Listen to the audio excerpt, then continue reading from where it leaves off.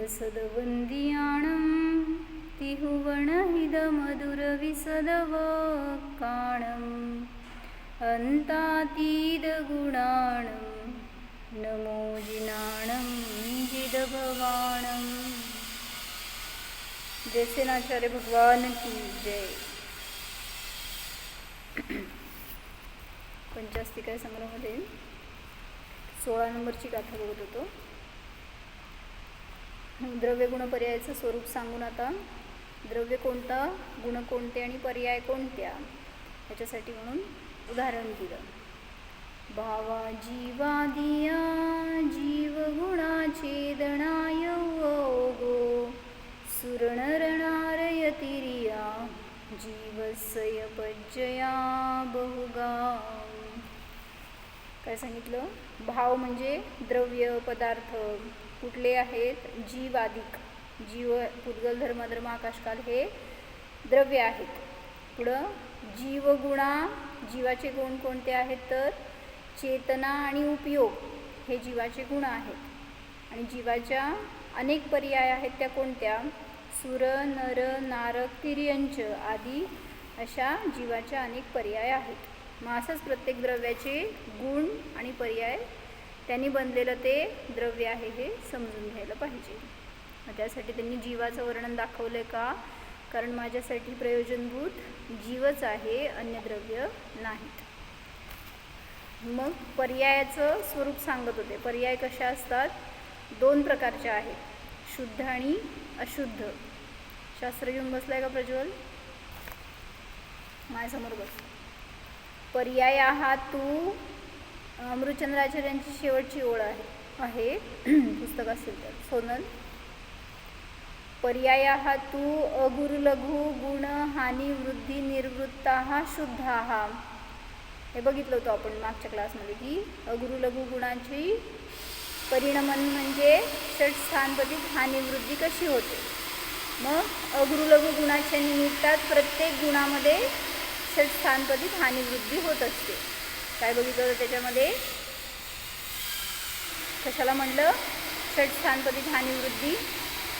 अनंत भाग वृद्धी, असंख्यात भाग वृद्धी, संख्यात भाग वृद्धी, संख्यात गुणवृद्धी, असंख्यात गुणवृद्धी आणि अनंत गुणवृद्धी.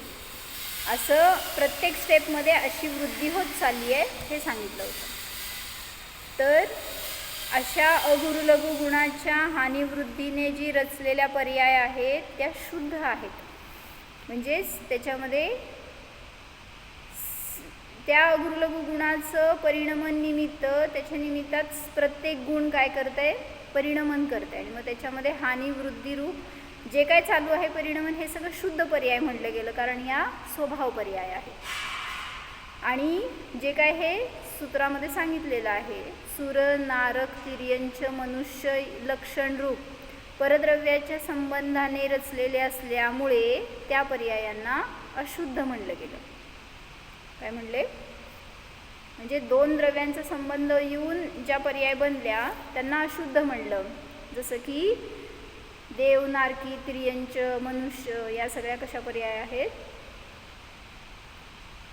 अशुद्ध पर्याय आहेत.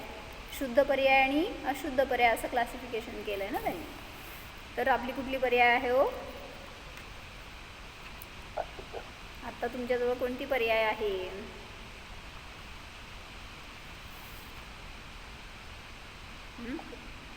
प्रश्नचिन्ह. सोनल, हां, म्हणजे सर्वथा अशुद्ध नाही, सर्वथा शुद्ध नाही. का? कारण सामान्य गुणांचं परिणमन चालू आहे तर त्यांच्यामध्ये अशुद्धी नसते. अस्तित्व, वस्तुत्व, द्रव्यत्व या गुणांचं परिणमन आहे ते नियमाने शुद्ध रूपच असतं. म्हणून त्या अंशाने शुद्धच पर्याय प्रगट होतात. आणि काहीच अनंत गुणांमध्ये काहीच गुण असे आहेत ज्यांच्यामध्ये विभाव रूपाने परिणमन होतं, अशुद्ध रूपाने म्हणजे परद्रव्याशी संपर्काने अशुद्धी येते, त्यामुळे त्यांना अशुद्ध पर्याय म्हटलं जातं. पण अनंत गुणांच्या पर्याय सगळ्या अशुद्ध नसतात. म्हणून सांगितलं गेलं की काही पर्याय आपल्या आता शुद्ध आहेत. आपल्या म्हणजे प्रत्येक जीवाच्या. आता निगोदी जीव आहे त्याच्याजवळ शुद्ध आहे का अशुद्ध आहेत पर्याय हो?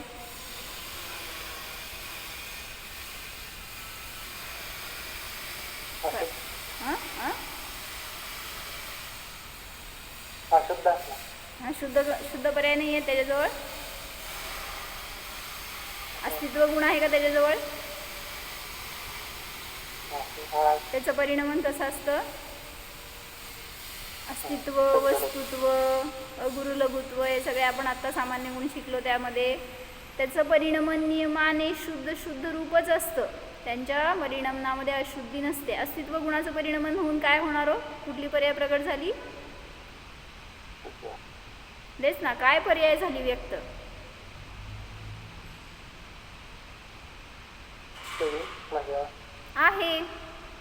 आहे रूपाने राहणं ना प्रत्येक पर्यायामध्ये, हे अस्तित्व गुणाचं परिणमन आहे. मग आहे मध्ये काय अशुद्धी असते हो? मी आहे. शुद्ध आहे का अशुद्ध आहे ती गोष्ट डिफरंट, पण मी आहे अस्तित्वाला अशुद्धीचं काय म्हणायचं, त्यामध्ये इम्प्युरिटी मिक्स होणारच नाही आहे. सगळे सामान्य गुण आहेत ते स्वतःच्या स्वभाव रूपाने परिणमन करतात, त्यामुळे त्यांच्यामध्ये अशुद्धी येऊ शकत नाही. म्हणून सांगितलं की त्यांनी काही गुण शुद्ध, काही पर्याय शुद्ध आहे त्यापेक्षेने शुद्ध म्हटल्या, पर्यायांना शुद्ध म्हटलं, आणि काही पर्याय परद्रव्याच्या संबंधाने रचल्या त्यामुळे त्यांना अशुद्ध म्हणलं गेलं. इथपर्यंत बघितलं होतं आपण. जयसेनाचार्यजींची टीका बघायची होती, तर थोडासा खुलासा सवर्णीजींनी चांगला घेतलाय.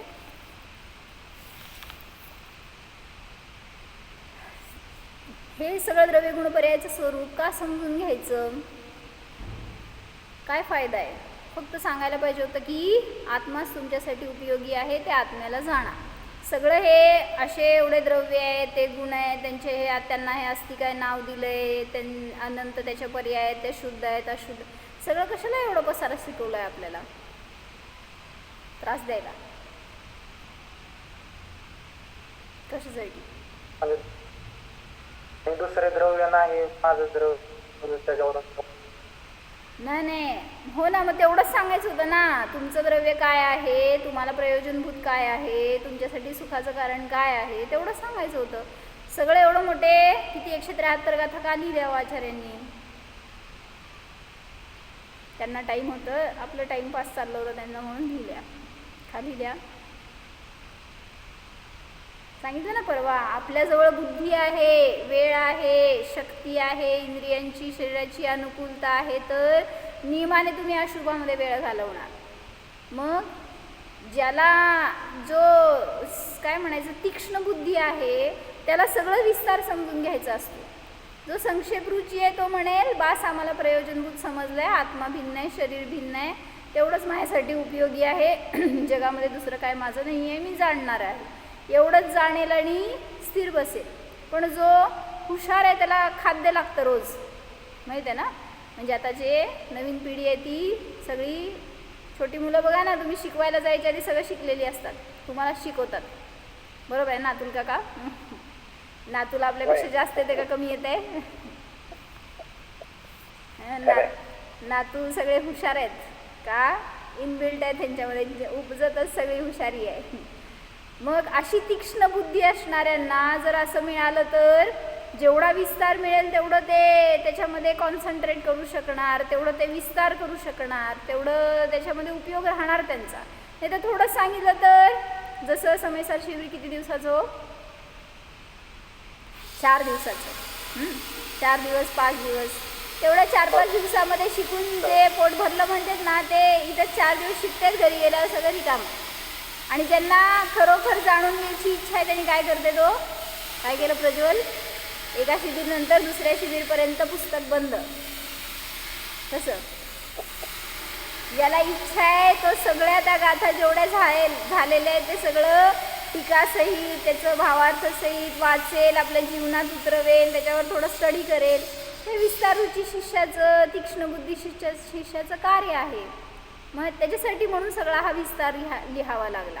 लिहिला त्यांचे विकल्प आचार्यांचे, आणि ते असं शब्दरूपाने रचलं गेलं. तर सांगतायत की तत्वज्ञान हेच सर्व बाधांना दूर करण्याचा उपाय आहे. तत्वज्ञानाशिवाय तत्वदृष्टि के अन्य कुछ न किसी के हुआ और न कभी अन्य हो सकेगा. म्हणजे सर्व बाधाओं को दूर करने का उपाय एकमात्र तत्वज्ञान है। उसके सिवाय तत्वदृष्टि के अन्य कुछ न किसी के हुआ न कभी हो सकता है। म्हणजे बाकीचं सगळं अन्य परद्रव्य आहे ते कधी तुमचं होणार नाही, तुम्ही त्याचं होणार नाही। जीव यदि एक अपने आप के स्वरूप को ही निरख ले और यहाँ ही संतुष्ट हो सके तो वह कृतार्थ है। कौन सा जीव? किसका जीव? कौन से काल का जीव? यदि एक अपने आप के स्वरूप को ही निरख ले और यहाँ ही संतुष्ट हो सके तो वह जीव कृतार्थ है। कौन सा जीव?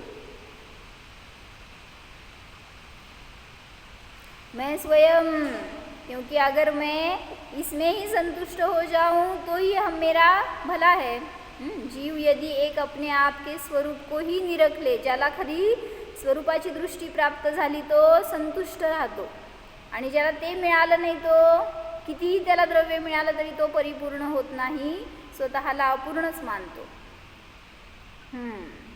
केवल एक मोह बुद्धि ही है जो किसी पर पदार्थ के संबंध से अपने आप को यह जीव सुखी शांत समझता है। म्हणजे जीव मोही होतो आणि काय करतोय? परद्रव्यामध्ये सुख शांती शोधतोय का? मोह बुद्धीने। वह केवल भ्रम है जिसका फल बुरा होता है। तो चाहिए यह कि सब तरफ से ध्यान हटकर आत्मा का जो सहज चैतन्य स्वरूप है यही मेरा सर्वस्व है, इसी में सदा रहना है। और अपने स्वरूप के अनुसार दृष्टि बन गई तो पवित्रता हो जाती है और सारे संकट दूर हो जाते हैं। म्हणून तत्वज्ञान असेल त्याला संकटातून बाहेर पडण्याचा उपाय मिळतो। अन्यथा कसं हो? मागं सांगितलं होतं एकदा उदाहरण, वैशाली काकी, सोलापुरात घडलेलं उदाहरण सांगा। शहा आणि कंपनीच्या दुकानाला आग लागली होती। कशाचं दुकान होतं? स्टेशनरी, सगळे वह्या पुस्तकं वगैरे। आणि अशा दुकानाला आग लागल्यावर काय राहणार मागं? राख। आणि ते रात्रीतनं असंच लागली आग आणि सगळं इतकं जळायला लागलं आणि ते कळालं, त्यांचं घर दूर त्या दुकानापासून, आणि ते त्या दुकानापर्यंत येऊन ते फायर ब्रिगेडच्या गाड्या येऊन ते विजवेपर्यंत सुद्धा खूप मोठी आग पसरली होती। त्यातनं पण थोडंफार माल वाचला, पण काय झालं? पाणी मारलं होतं ना तुम्ही, आणि वह्या पुस्तकं पाणी मारल्यावर शुद्ध होतात। काय होतात? म्हणजे उलट ते राहिलेला माल पण सगळा वेस्ट गेला, म्हणजे काहीच राहिलं नाही असं म्हणा। जळलं नाही एवढं म्हणलं तरी पण ते राहिलेलं पण माल वेस्ट होता। जळलेलं तरी नष्ट झालाच, पण जे राहिलं ना ते सुद्धा त्यांच्या कामाचं राहिलं नाही। मग अशा परिस्थितीमध्ये मी ऐकले की त्यांच्या वडिलांना फार मोठा घात झाला की सगळं आपलं नष्ट झालं, कसं होणार? मग त्यावेळी सांगितलं, म्हणजे हे सगळं ऐकून माहिती आहे बरं का मला पण, की त्यांचे मुलगा म्हणजे तत्वज्ञानी आहेत, पंडित आहेत, विद्वान आहेत। मग त्यांनी त्यांच्या वडिलांना स्थिर केलं की हे होणार होतं, घडले, ह्याच्या निमित्तात आपण आपलं घात करून घेणं किती योग्य आहे। आणि मग त्यांनी पुन्हा पहिल्यापासून सगळं उभा केलं आणि आज त्यांचं दुकान सगळं परत पूर्ववत आहे। म्हणजे कशामुळं झालं हो? एक तत्वज्ञान असेल तर कुठलीही विपरीत परिस्थिती आपल्याला विचलित करू शकत नाही। कितीही आपल्याला संकट आली तरी सुद्धा स्थिरता राहते आपल्यामध्ये। म्हणून ॲप्लाय करायचं आपल्या जीवनामध्ये, जेव्हा केव्हा शरीराचे संकट असतात, काय संयोगातले असतात, काय परिस्थितीचे काय असेल ते, त्या संकटांमध्ये बाहेर पडायचं तर उपाय काय आहे? तत्वज्ञान। तत्व क्या है? उसके विषय में यह वर्णन चल रहा है। तत्व वह है जो, तत्व म्हणजे जे अनादि निधन राहणारं तत्स्वरूप आहे त्या त्या द्रव्याचं, त्याला म्हणायचं तत्व। हे द्रव्यदृष्टीने सांगितलं, हेच ॲक्च्युली आपल्यासाठी प्रयोजनभूत आहे। सात तत्वामध्ये जे दुसरी साईड दाखवली ती सगळी पर्यायचं कथन आहे। काय लिहिलं त्याच्यामध्ये तू? जीव, अजीव, आश्रव, बंध, संवर, निद्रा, मोक्ष। मग इकडं बघायचं की इकडं बघायचं आहे? मग इकडं का दाखवलं? म्हणजे व्यवहार कळला तर तो हे दोन्ही पण कळलं पाहिजे. बरं, दोन्ही कळणं म्हणजे आगम भाषा, आणि त्यातून मला अध्यात्म म्हणजे बस निश्चयच प्रयोजनभूत आहे, जे खरं स्वरूप आहे तेच प्रयोजनभूत आहे हे समजून घेण्यासाठी. आणि काय सांगितलं की जीव ओळखता येत नाही तुम्हाला, कुठलंही द्रव्य असू दे तुम्हाला या दृष्टीने ओळखता येत नाही जोपर्यंत त्याची पर्याय बघत नाही. म्हणून पर्याय ही द्रव्याला दाखवणारी असते, त्याला धरून बसण्यासाठी नसते ती. कुठलंही द्रव्य असेल तर त्याचा परिचय पर्यायाकडून होतो, पर्यायाशिवाय द्रव्य समजत नाही. जसं म्हणलं पूर्वभावात तू कुठं होती, जाऊ देत मला माहीत नाही म्हणे, 4 दिवसापूर्वी तू कुठं होती. हां, मग आता ते पंढरपूरमध्ये असणारी मी आणि आत्ता अकलूजमध्ये असणारी मी, द्रव्य दाखवले का पर्याय दाखवले तू. दोन्ही पण दिसतंय त्यातून. मी जो आहे तो म्हणजे पंढरपूरला असताना पण मीच होते आणि इथं असताना पण मीच आहे, फक्त पर्याय बदलले. बरं, प्रज्वल सांग, पर्यायाकडून द्रव्याची ओळख होते कसं. तेच की, म्हणजे जसं पंढरपूरला असणारे आणि अकलूजला असणारी हे पर्याय झाले. तुझ्यावरनं सांग रे पण भैया. त्यात तिथे मंदिरात असताना आणि घरी असताना म्हणजे तो मी बघतोय ना, हा, मग तो मी बघत असताना ती पर्याय बघताय का द्रव्य बघताय. जेवण करताना तो मी, काल मी सांगितलं सगळं भरत चक्रवर्तीचं उदाहरण. हां, जेवण करत होता रात्री उदाहरण सांगितलं होतं, तो रात्री जेवत नव्हता, तर जेवायला बसला होता, तर तिथं त्यांनी काय केलं, मध्येच थांबला म्हणे जेवता जेवता. का थांबला, फोन वाजला नव्हता, काय झालं होतं, कोण आलं नव्हतं बाहेर भेटायला. मग त्याच्या बायकोला वाटलं की त्याला काहीतरी चिंता झाली असेल, त्या प्रजेमध्ये काहीतरी उथलपुथल झाली असेल, हे आठवलं असेल म्हणून जेवण करेना तो. मग त्यावेळेस बायकोने येऊन विचारलं काय झालं का, काय तुम्हाला खडाविडा आलं का, चांगलं लागेना, काय झालं का थांबला. मग त्यावेळेस त्यांनी सांगितलं भरत चक्रवर्तींनी की हे तर मी शरीराला भोजन देतोय, माझं भोजन कुठं आहे, म्हणजे माझं भोजन काय करतोय मी, असं त्याची सावधानता होती. मग मला म्हणायचं आहे भोजन करताना तुम्ही त्याला द्रव्यरूप पाहताय का पर्याय रूप पाहिलं, तो भरत चक्रवर्ती द्रव्यरूपाने दिसला का पर्याय रूपाने दिसला. पर्यायाकडून द्रव्य बघितलं, द्रव्य असाच दिसणार नाही, भरत चक्रवर्तीचा जीव दिसणार आहे का तुम्हाला हो. मग भरत या पर्यायातून त्या द्रव्याकडे बघितलं, म्हणून सांगितलं की पर्याय ही द्रव्याला दाखवणारी असते. मग त्या सगळ्या पर्यायांमध्ये तत्रूप राहणारा जो आहे तो समान रूपाने तत्व, त्याला म्हणलं गेलं तत्व, समान रूपाने राहणारा, कॉन्स्टंट राहणारा, सत राहणारा जो पदार्थ आहे तो तत्व आहे. जिसमें उत्पाद वे द्रव्य होता है, जो गुण पर्यायों में तन्मय है, अपने स्वरूप से है, अन्य सबके रूप से कतई नहीं है. कुठलंही जीव असू दे ते पररूप नसतं. ऑब्जेक्शन, जीव पररूप नसतो. मग तुम्ही आता मनुष्य रूप आहे का नाही, मनुष्य जीव आहे का पुद्गल आहे.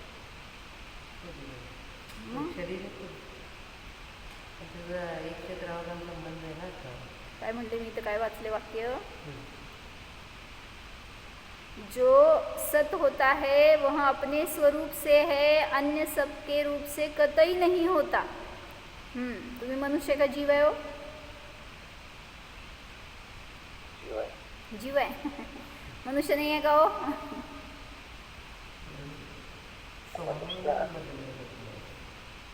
पर्याय आहे.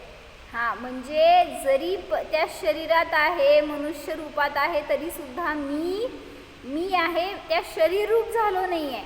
शरीर रूप झाला असतं तर काय झालं असतं, तुम्ही जर आज मनुष्य रूप आहात असं म्हणलं असतं तर काय काय शरीर गेल्यावर माझं पण घात झाला. हां, शरीर नष्ट झालं असताना जीव सुद्धा नष्ट झाला असता. प्रत्येक पर्यायाबरोबर जर पर्याय रूप द्रव्य मानलं असतं तर ते द्रव्य नष्ट झालं असतं. कुठल्या मतात गेलो असतो का, कारण त्यांनी पण क्षणिक मानलं ना द्रव्याला, एका पर्यायापुरतं त्या द्रव्याचं अस्तित्व मानलं. म्हणूनच तिथं दोष आला. म्हणून सांगतायत काय, तत्रूप राहणारा जो स्वभाव आहे तो कधीही अन्य रूप होत नाही. ऐसा अन्य सबसे निराला स्वयं कोई एक, यानी प्रत्येक पदार्थ तत्व है. मैं भी एक पदार्थ हूँ, अपने स्वरूप से हूँ, अन्य अनंतानंत जीवों से जुदा हूँ. असं दिसतंय का माझं तत्व मला दिसायला पाहिजे. जेव्हा इतकं मोठं तुम्ही प्रोजेक्ट बनवला, सांग जीव किती वेळा दिसला ते प्रोजेक्ट बनवण्यासाठीच. हां, प्रत्येक वेळी जीवच दिसला. प्रत्येक वेळी जीव दिसला. इतक्या वेळा अनुभूती घेतली तर मोक्षाला गेली असते आत्ताच. 100 गातायत कुंद शतकमध्ये 100 वेळा जरी अनुभूती घेतली असती ना, पुस्तक लिहिण्याचे विकल्पच राहिले नसते. ते करायचंय मान पाठ सगळं एक करून करायचंय. परवा शिव्या घातल्यात ऐकली ना कोणतरी, काय म्हणून हो, नुसते विकल्प करायला लागलाय तुम्ही. इकडं आहारदान करायचंय, तिकडं स्वाध्याय करायचंय, इकडं प्रोजेक्ट करायचंय, शिबिर करायचंय. म्हणजे काय झालं, निर्विकल्पता किती आली. जे ग्रहण करतोय त्याच्यावर किती चिंतन करतोय. मग त्यांनी सांगितलं एक करा. मग एक करा एका वेळेस आणि त्याच्यातून भाव ग्रहण करा. थोडं शांततेने चिंतन होऊ द्या, आनंद येऊ द्या ना. किती आनंदाला आकुलताच जास्त झाली. लवकर संपवायचं, हे लिहायचं, ते लिहायचं, हे लिहू का ते लिहू, ते मिळत नाही, हे करू, किती आकुलता. म्हणजे आनंद भोगला का त्याच्यामध्ये आपण. जर आनंद आला असता तर ते पण कार्य सफल होतं. हां, म्हणून मी आनंद भोगत माझं पुस्तक लिहिते. कधी संपणार आहे माहीत नाही आपल्याला.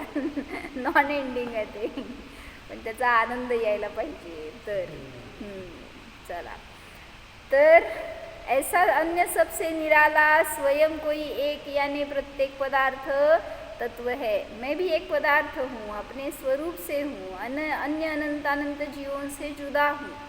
समस्त पुद्गल धर्म अधर्म आकाश काल से जुदा, एक अमूर्त शुद्ध चैतन्य स्वरूप यह मैं आत्मा, अपने लिए सर्वस्व हूँ. अपने में आत्मा की पहचान करना है, मैं क्या हूँ. असं इथं आल्यावर तर असे भाव होतात का की सगळीकडं माझा आत्मा फिरतोय, मी आत्मा आहे, असं तरी होतंय का भाव.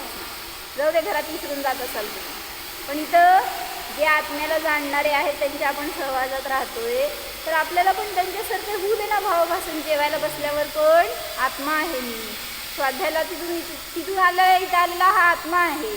असं थोडंसं हां, थोडंसं पर्पजफुली करा ना. घरात पण करा, मला म्हणायचं नाही लगेच तुम्ही म्हणाल नाही तर घरात आमचं होत नाही, आमच्याकडे लई व्याप असते. म्हणजे सगळीकडे व्हायला पाहिजे, पण जागरूकता पाहिजे त्याच्यासाठी. पण आपण त्या पर्यायामध्ये तन्मय होऊन जातो, त्यामुळं तो शुद्ध आत्मा मी आहे हे दिसत नाही.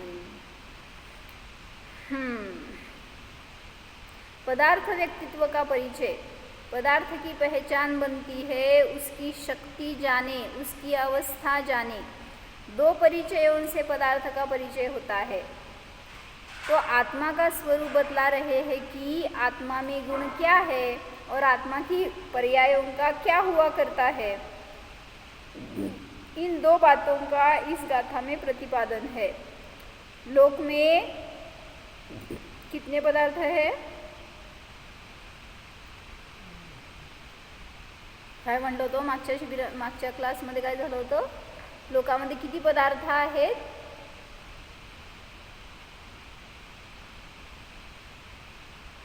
प्रश्नचिन्ह.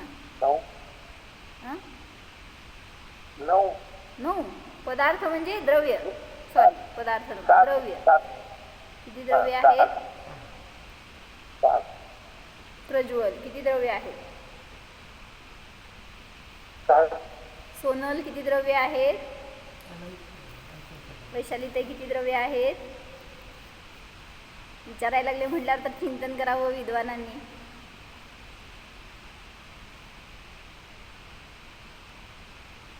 स्नेहलताई, किती द्रव्य आहेत. 2 जीव आणि अजीव. आता काय देवा. अजून आत्ता मागच्या क्लासमध्ये सांगितलं मी तुम्हाला कसं उत्तर द्यायचं असं विचारल्यावर. द्रव्य 6 आहेत. बर, आणि द्रव्य किती आहेत. असं म्हणायचं, जाती अपेक्षेने द्रव्य 6 आहेत आणि संख्या अपेक्षेने द्रव्य अनंत आहेत. का 6च द्रव्य आहेत म्हटलं तर 6च आहेत म्हणजे जीव एकच आहे का तुमचा, बाकीचे सगळे जीव नाही आहेत का, आणि पुद्गल म्हणजे एकच परमाणू आहे का या विश्वामध्ये. मग संख्या पण त्याची मॅटर करते ना. मग जाती म्हणजे टाईप्स आहेत किती, तर 6 टाईप्स आहेत. पण क्वांटिटीच्या अपेक्षेने सांगितलं अनंत द्रव्य आहेत, म्हणून सांगितलं की जाती अपेक्षेने 6 आहेत. जीव, पुद्गल, धर्म, आकाशकाल. अन्य दार्शनिकोने कशासाठी सांगावं लागलं हे, जिनधर्मीला माहीत नाही आहे का हो 6 द्रव्य असतात, 7 तत्व असतात. जिनधर्मीसाठी नाही सांगितलं, अन्य मतींनी अनेक द्रव्यांच्या संख्या मानल्या, वेगळ्या वेगळ्या मानल्या, मग त्यांचं सुद्धा ह्याच्याद्वारे खंडन होण्यासाठी म्हणून सांगावं लागलं की 6च द्रव्य आहेत, तुम्ही ह्याच्यापेक्षा दुसरं जे पण आणाल ना ते ह्याच्यामध्येच गर्भित होते. 6 पेक्षा अन्य अधिक द्रव्य नसतात नाही. तुम्ही जे जे म्हणाल ना तर ते सगळं रूप या 6 मध्येच येणार. अन्य दार्शनिकोने बहुत कोशिश की. काय म्हणजे 6 हेड आहेत. हेड आहेत. हेड म्हणजे म्हणण्यापेक्षा हेच 6 आहेत, बाकीचे द्रव्य नाही आहेत. याच्या अवस्था असतील, याचे टाईप्स असतील, असं काहीतरी. पण त्यांनी मानताना असे वेगळे जसं की सामान्य, विशेष असे वेगळे द्रव्य मानले. पण असं तर रूप नाही आहे. प्रकृती, पुरुष, कर्म हे सगळी व्यवस्था वेगळी मानली त्यांनी, आणि तसं रूप मानलं द्रव्यांचं. असं कोणी 25 तत्व मानली, कोणी 16 मानली, कोणी 2 मानली, अशी वेगवेगळ्या द्रव्यांची संख्या मानली. पण ते एकतर यथार्थ नाही आहे, आणि ते जे काय त्यांनी कोट केले असतील ते सगळे द्रव्य या 6 मध्ये आपण घालू शकतो किंवा घालायला पाहिजे, त्याच्यापेक्षा वेगळे द्रव्य नाहीत. अन्य दार्शनिकोने बहुत कोशिश की. रुपालीताई,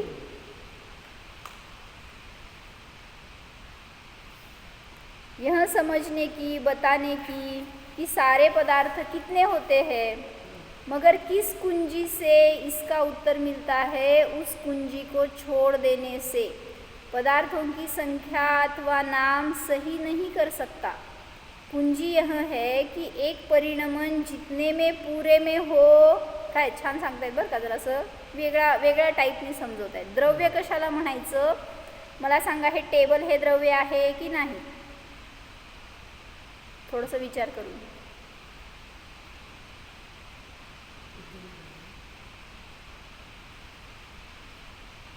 काय भैया, हे भिंत म्हणजे द्रव्य आहे की नाही, हे शरीर म्हणजे द्रव्य आहे की नाही, हे शब्द जे ऐकताय ते द्रव्य आहे की नाही. पुद्गल द्रव्य. हां, असं तुम्ही म्हणताय ना, तर त्याला इथं खंडन करून सांगतात. ऐका, द्रव्य म्हणजे काय असतं, ज्याच्यामध्ये एक परिणमन जितने में पूरे में हो, जिससे बाहर न हो, वह एक पदार्थ कहलाता है. जेव्हा त्याच्यामध्ये परिणमन होणार त्यावेळेस ते एक परिणमन सर्वामध्ये समान होत असेल, सर्व अवस्था सर्व क्षेत्रामध्ये होत असेल, तेव्हा ते एक द्रव्य म्हटलं जातं. काय समजलं. जे पण परिणमन होणार असेल, जसं आपण ह्याच्यासाठी उदाहरण घेतलं होतं की आकाश एक अखंड द्रव्य आहे, आकाशामध्ये भेद नाही आहे. तुम्ही काय भेद करता हो, लोकाकाश अलोकाकाश, 2 आहेत का एक आहे, का बरं, कशावरून सिद्धी करून दाखवलं होतं आपण ह्याची, तोपर्यंत आठवा मी वाचते. यानी एक पदार्थ की अवस्था जो भी बने वह उस पदार्थ की एक देश में न बनेगी, पूरे में बनेगी. जे पण परिणमन होणार, किती का द्रव्य ते क्षेत्रवाला असे ना, जसं की एक परमाणू म्हणजे एक प्रदेशिका असे ना, किंवा आकाश द्रव्य अखंड अनंत प्रदेशिका असे ना, त्याचं एक परिणमन एका प्रदेशामध्ये झालं तर संपूर्ण प्रदेशामध्ये होतं. फॉर एक्झाम्पल, तुम्हाला पायाला टोचलं, कुठं झालं वेदना, सेन्सेशन कुठं झाले, कुठं जाणीव झाली तुम्हाला, मेंदूत. हां, कुठं टोचलं होतं काटा, मेंदूत. पायाला टोचलं पण आपल्याला कळालं मेंदूमध्ये. असं का, म्हणजे पायामध्ये सेन्सेशन नाही आहेत काय आपल्या. एक विचारते बरं का, एक क्लॅरिफाय करण्यासाठी, मला कोणाला ओरडायचं नाही याच्यात ना, सॉरी. म्हणजे आपण पायाला टोचलं तर त्याचा निर्णय करतोय ज्ञानाने करतोय. हा, आपल्याला वाटतं की मेंदूतून निर्णय होतोय ना, तर तसं नाही. जो जीव आहे तो अखंड आहे, संपूर्ण आत्मप्रदेश या शरीरामध्ये पसरलेले आहेत. कुठं का टच होईना, ज्ञान जाणते. फक्त क्षयोक्षम त्या ठिकाणी अधिक आहे म्हणून समजते पायाला टोचलंय. नाहीतर फक्त समजलं असतं टोचलंय, कुठं टोचलंय हे कळलं नसतं. पण त्या ठिकाणी म्हणायचं क्षयोक्षमाची मात्रा अधिक आहे एवढंच, आणि त्या क्षेत्रातून अधिक जाणीव झाली एवढंच. म्हणजे तुम्हाला ज्ञान होतं ना, त्यावेळी संपूर्ण क्षेत्रात होतं. फॉर एक्झाम्पल, मागं उदाहरण सांगितलं होतं मी, तुम्हाला जायचं होतं फॉरेनला आणि नवऱ्याने फॉरेनला नेलं. आता जाऊन पोचलात तिथं आणि असं सगळं दृश्य बघताय. काय झालं? लय भारी भारी दृश्य होतं समोर तुमच्या. काय झालं? आनंद झाला, सुख झालं. सांग कुठं झालं? कुठं झालं सांग की. डोक्यात झालं, हृदयात झालं, हातात पायात, कुठं झालं? डोळ्यात झालं. डोळ्याने दिसलं पण ज्ञानाने जाणलं ना. हा, मग कुठं आनंद झाला? म्हणजे सर्वांगामध्ये आपण फील करतोय ना. माझा मुलगा माझ्या जवळ आला, त्याला मला गुरवाळताना, त्याला प्रेम देताना मला किती आनंद, आणि तो आनंद कुठं होतोय हो? म्हणजे ती एक फिलिंग आहे, ती संपूर्ण आत्मप्रदेशात फील करताय तुम्ही. असं थोडी आहे की डोळ्याने बघितलं डोळ्याला आनंद होतोय, काहीतरी विचार केला म्हणून मेंदूला आनंद होतोय, असं नाही आहे. म्हणून समजून घ्या की संपूर्ण आत्मप्रदेशामध्ये त्याचं वेदन चालू आहे. म्हणून ते एक द्रव्य आहे. जे पण परिणमन होणार ते अखंड असेल तर संपूर्ण प्रदेशामध्ये त्या जिथं होते ते एक द्रव्य असतं. जीव द्रव्याला जाणलं म्हणजे, पण आता हे पुद्गलाला सांगाले की तेच सांगाले. म्हणजे जीवाचा पहिला निर्णय करा, कारण ते फॅमिलियर आहे माझ्यासाठी. मला जीवामध्ये वेदन कसं होतंय ते संपूर्णमध्ये होतंय ह्याचा निर्णय पहिल्यांदा होऊ द्या. मग तसं आकाश द्रव्याचं सांगत होते मी. जे पण परिणमन लोकाकाशामध्ये होते तेच परिणमन अलोकाकाशामध्ये पण होते. कशावरून हो? अलोकाकाश कोणाच्या ज्ञानाचा विषय? आम्हाला तर समजत पण नाही. मग कालद्रव्याच्या सिद्धीवेळी सांगितलं होतं आपण, कालद्रव्य फक्त लोकाकाशामध्ये आहे, अलोकाकाशामध्ये नाही. तर तिथं परिणमनाला कोण मदत करतं? फक्त लोकाकाशामध्ये परिणमनासाठी तो कालद्रव्य निमित्त आहे. लोकाकाशाच्या बाहेर कालद्रव्य नाही आहे, तर तिथल्या आकाश प्रदेशांचं परिणमन कसं होतं? आकाशद्रव्यामुळे फक्त. नाही नाही, निमित्त असतं ना. आकाशद्रव्याचं तर स्वयं उपादान आहे, पण निमित्त पण नसताना कार्य घडतं. सोनल दोबाडा.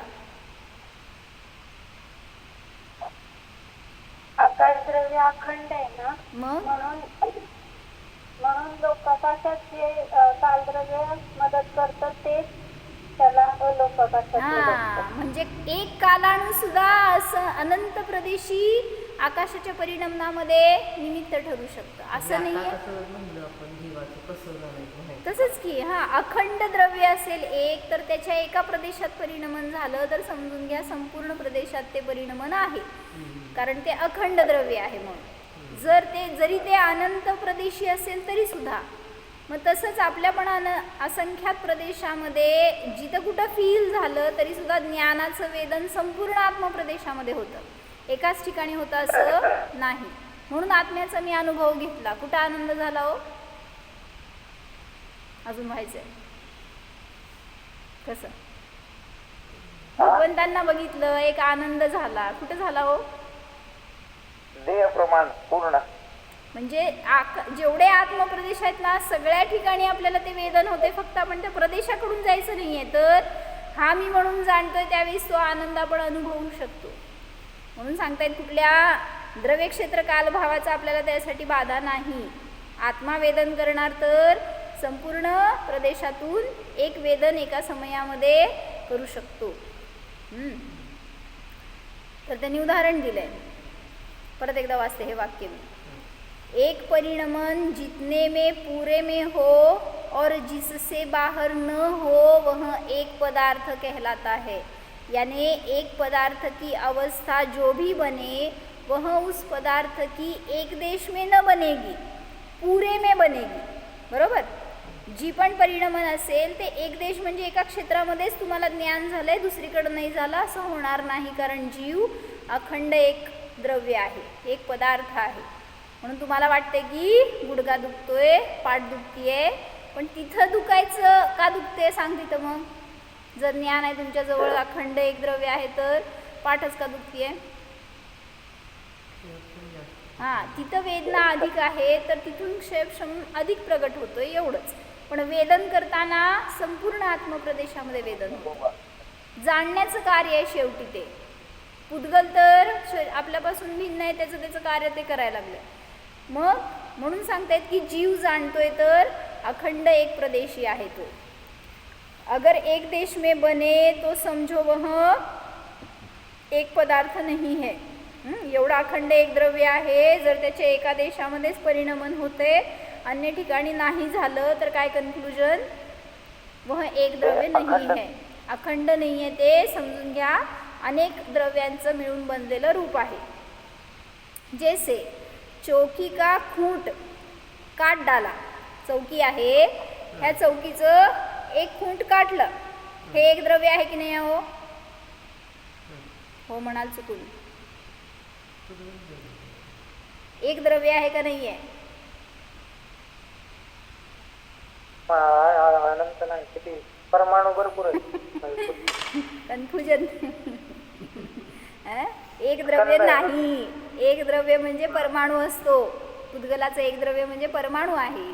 म्हणून सांगितलं जैसे चौकी का खूट काट डाला या आग लग गई. या चौकीला समजा इथून आग लागली तर सगळी चौकी जळाली का?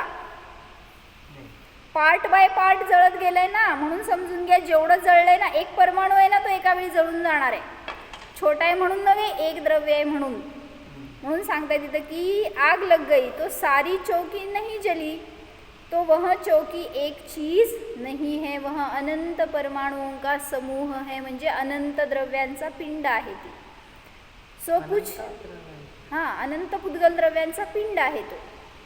सो कुछ जल गई कुछ नहीं जल रही. अगर एक चीज हो तो जो भी अवस्था बनेगी वह पूरे में बनेगी, आधे में न बनेगी. यह एक पदार्थ की पहचान है और वह अवस्था उस एक के प्रदेश से बाहर न रहेगी. यह एक पदार्थ की पहचान का उपाय है. म्हणून मी एक पदार्थ आहे ह्याची भावभासना करा. ह्या जीवामध्ये तुकडे होत नसतात. काय?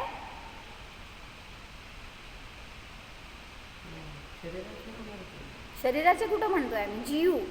जीवाचे तुकडे होत नसतात. म्हणून काय म्हणता हो तुम्ही?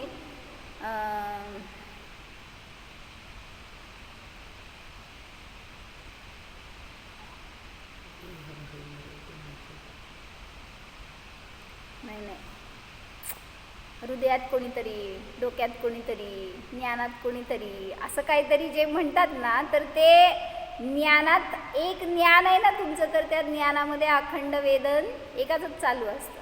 असं वेगळं वेगळं काय होणार नाही. अगर एक चीज़ हो तो जो भी अवस्था बनेगी वह पूरे में बनेगी, आधे में न बनेगी. यह एक पदार्थ की पहचान है और वह अवस्था उस एक के प्रदेश से बाहर न रहेगी. रूपाली ताई, यह एक पदार्थ की पहचान का उपाय है. यह तो हुई व्यक्तिगत बाब. एका द्रव्याची ही गोष्ट आहे. एक द्रव्य असं असतं, त्याच्यामध्ये परिणमन झालं तर संपूर्ण प्रदेशामध्ये होणार, नाही झालं तर कुठंच होणार नाही. ऐसे पदार्थ अनंतानंत है. मग जे अनंत पदार्थांनी बनलेलं पिंड आहे ते एक द्रव्य नाही. म्हणून आपलं एक अखंड द्रव्य आहे हे समजून घ्यायचंय. काय फायदा हे समजून? माझं द्रव्य अखंड आहे, त्याच्यामध्ये खंड नाही. समजून काय फायदा?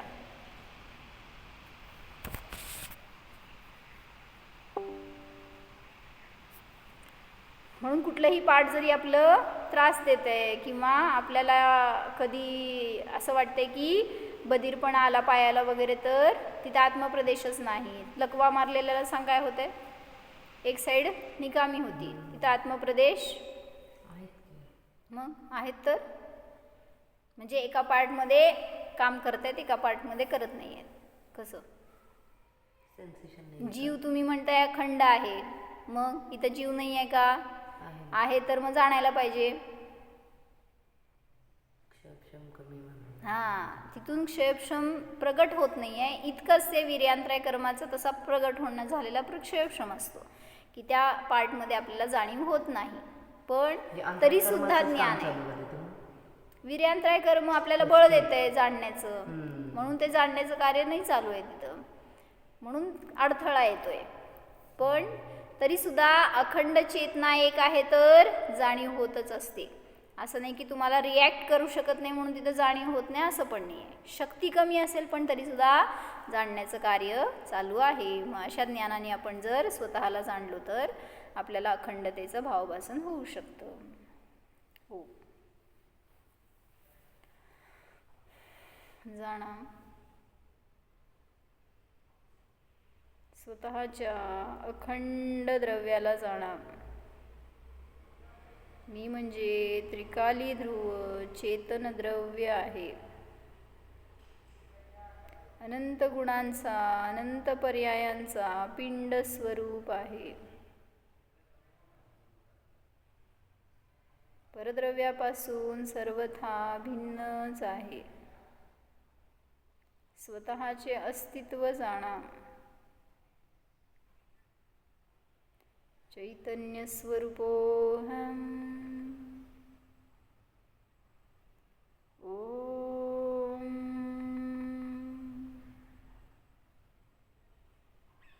विसर्जन.